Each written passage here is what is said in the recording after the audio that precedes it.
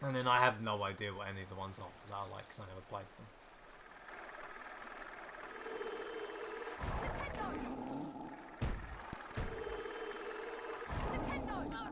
Ow, okay, so that bit does hurt you. I was kind of wondering that, like, does the fire hurt? Oh, we want to go over here, because there's wasps over there. Can I, please? Do you have to wait till, like, the little spark goes onto it? And this is, like, awkward. Can... Hello? Hello? Hello? Hello? There we go. Topic that I actually quickly want to get on discussion with. Well, first off, I just want to say, like, how do you think, like, this recording looks? I said in my update video that I was going to use the Dazzle again. Then I checked back into the Spyro 2 video files, and the video quality looked so bad, and I didn't really want to put that up. So I'm going to be recording that, re-recording that. I think I want to go this way first. There's optional stuff over here, I think. With this recording setup, I am using my HD capture card. The setup is like really awkward, and I'm going to go into explaining that right now. So first, let me know what you think of the quality. It looks like it's come out fine, to be honest. I mean, it's a PS1 game, so it's not going to look the greatest anyway, but... so basically... I should probably target this thing, that would help. So basically, I got a HDMI cable for my PS2, and my main hope was to record PS1 games because using my HD capture card with it, because despite the fact that I love the PS2, a lot of the games that I want to record for this channel are PS1 games, because it's just, the PS1 was just kind of like my thing. Like, it's probably like, we have to move this again, don't we? It's probably the console that has the most, like, nostalgic games for me. So, that's why.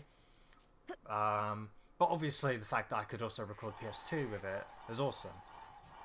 But then when I got the HDMI cable, it let me record PS2 games, but it didn't let me record PS1 games. And I found out why, and it's because of the type of TVs that existed, like when the PS1 was around. And it never supported like HDMI and whatever, so it didn't. It just it doesn't pop up with anything. It's not my capture card or anything. It's literally like, even if I didn't have my capture card in, it would not pick up the game at all, which was pretty funny when I played the Mega Man X collection.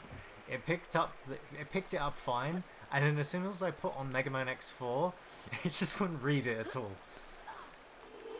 So yeah, okay. And then that led on to the fact I thought, well, okay, let's, wow, I think my headphones, like, slapped the mic there. Sorry about that. So then I thought, well, okay, let's use the PS3, because the PS3 records PS1 games, you know? And then I realized, oh yeah, my capture card can't pick up PS1 games PS3 games, because Sony did this thing with the PlayStation 3 where it doesn't pick it up on the HDMI. So thanks, Sony, so I can't record PS3 games either. Which, I mean, that's a bit of a pain as well, I guess. So then I thought, okay, well, let's go to emulators. Well, actually, yeah, I thought, let's go to emulators. But at first I couldn't really get it set up. Harry, please, like... Can you push these? These won't go anymore, will they? Can this one be pushed this way? No. Okay, so it actually is as awkward as it is.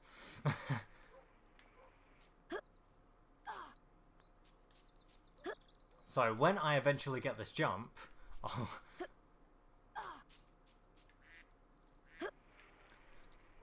So yeah, and then I thought, okay, well, I'm gonna go back to Dazzle again. And then when I went back to check the Spyro recording that I already had, this is really frustrating. Like, why is this not... Okay, so the issue was I was trying to grab onto the ledge, and really you just want to go on the corner. Okay then. Well, at least I figured it out. Youngest of Woodcroft. The thing is, I don't actually ever remember having issues making that jump when I was younger. So it's probably just a thing where, because I played the game a lot when I was younger, I probably just remembered it because I just replayed the game over and over again. But it's been ages, so I just forgot. So yeah, then I was like, well, okay, let's go and get this like HDMI capture thing again. No, emulator thing again. Oh, hi, Harry. Thank goodness you came. My past game swallowed my Remembrall, and I got lost trying to find him. A Remembrall tells you that there's something you've forgotten to do. You can have it, Harry. I don't have my wand on me now, so use your knockback jinx on the past game, and he'll spit it out. Yeah. So yeah, we get our little Remembrall, which is helpful in this game. She's probably going to explain it anyway, so like, what's the point of me explaining it?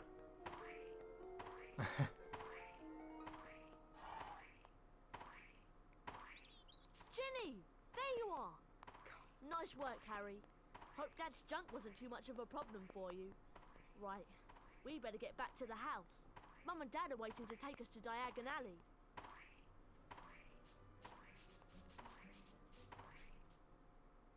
Or not, okay. Of all the things like you don't explain, you okay.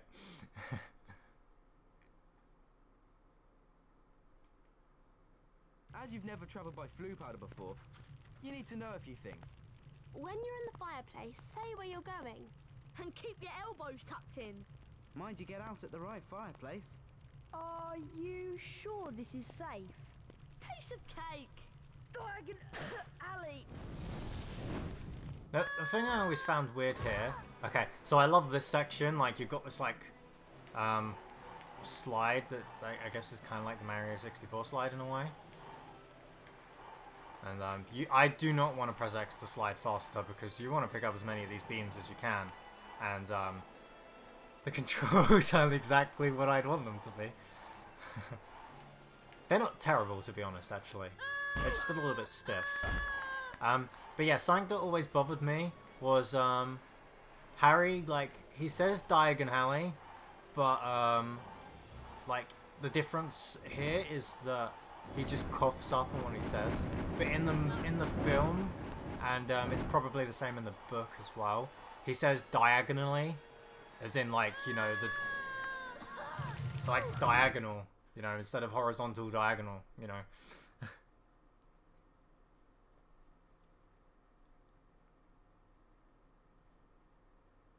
Harry had no idea where he was.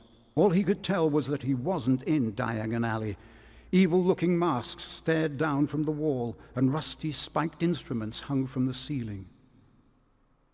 The sooner I get out of here, the better. Harry heard a noise from the door nearby, and two blurry shapes appeared on the other side of the glass.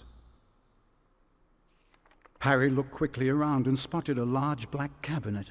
He shot inside it and pulled the doors closed, leaving a small crack to peer through. Seconds later, a bell clanged, and Draco Malfoy stepped into the shop.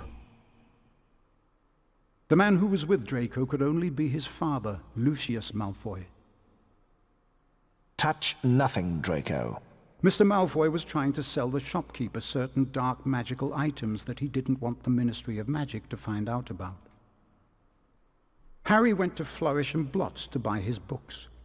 While he was in there, Gilderoy Lockhart, Hogwarts' new defense against the dark arts teacher, was signing his latest book. Nice big smile, Harry. Together you and I were at the front page. Harry met up with Ron and Ginny Weasley. Lucius and Draco Malfoy were also there. Famous Harry Potter. Can't even go into a bookshop without making the front page. Ginny, who was very fond of Harry, defended him. Leave him alone! He didn't want all that. Lucius Malfoy insulted the scruffy state of the second-hand books Ginny had bought. I suppose those books are the best your father can give you. Lucius plucked a copy of A Beginner's Guide to Transformation from Ginny's cauldron, examined it briefly, and then replaced it. No one at that time realized how much of an effect this gesture from Lucius Malfoy would have on their lives, and they all left the shop none the wiser. They found the car in Charing Cross Road, and after making it invisible, flew it into the sky over London. They saw the Hogwarts Express far below, and followed it for some time. Wow, so they literally like spoiled like half of the plot there, but they also didn't explain why they're in the flying car. Okay, so basically, you go through to platform 9 3/4, and you walk through that Looks wall. like we've lost the train. Let's check out that tunnel.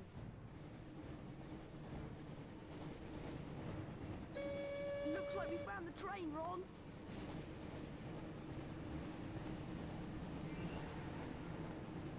Try not to scratch the paintwork or my dad will kill me.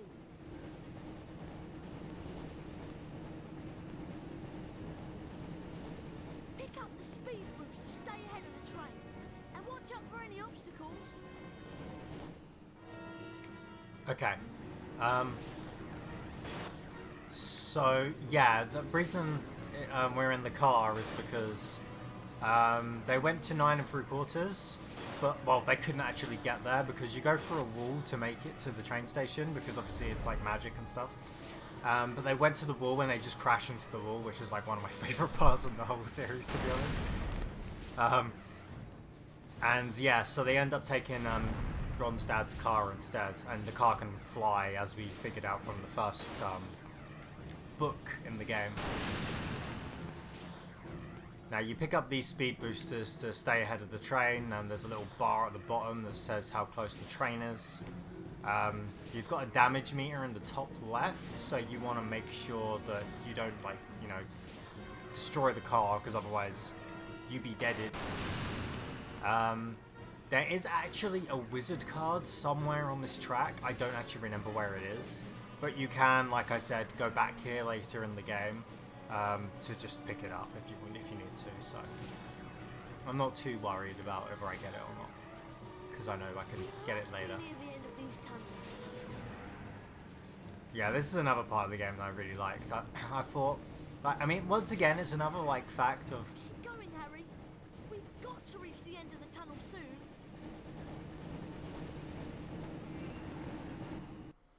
So another fact of the gameplay just changes, but it's fun, so I don't mind. Almost there, Harry. Collect the pickups to repair some of the damage the car has taken. And yeah, so that repairs your car. So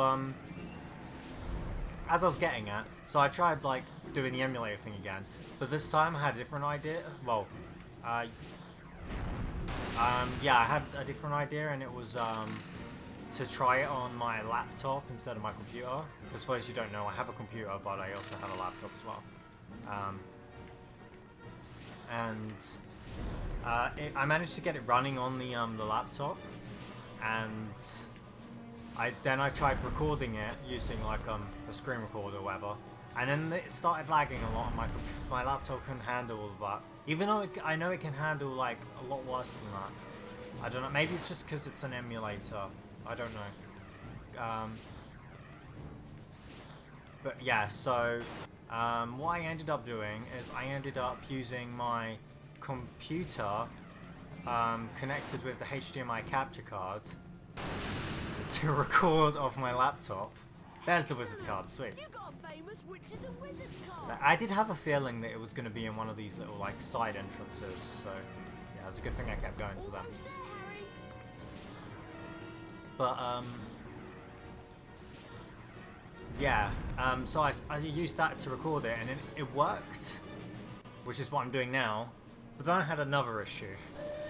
I couldn't hear the game sound because the game sound was being transferred to the HDMI capture card. So I either had to listen to it on a delay, or I had to connect my HDMI to a TV to listen to my laptop through a TV. And that's what I'm doing now. Phew, that was really close. I didn't think we'd make it out of the tunnel. Excellent, Harry. There's Hogwarts. Try and land the car in the castle grounds. There's no landing gear in this mode. There's something wrong with the car. I don't have control anymore. Watch out, you're gonna crash. Ah! Mind that tree! Harry, Harry, Harry of the castle, watch out for that tree. And then this is a pretty, like, cool part of the game. I can't get out! Harry, you need to get close to the tree and cast a spell at what looks like its mouth. Yeah, now we get to fight the Whomping Willow. This is what the tree's called for, like, the two of you that don't know.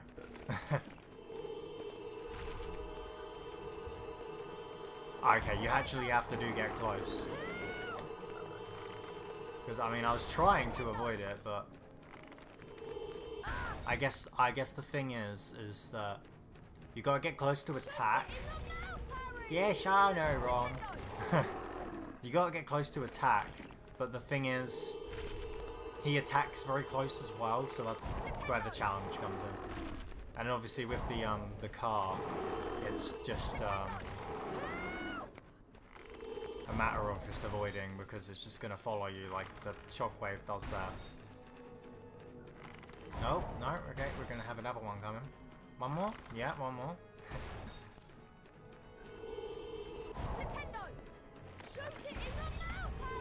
We know, Ron.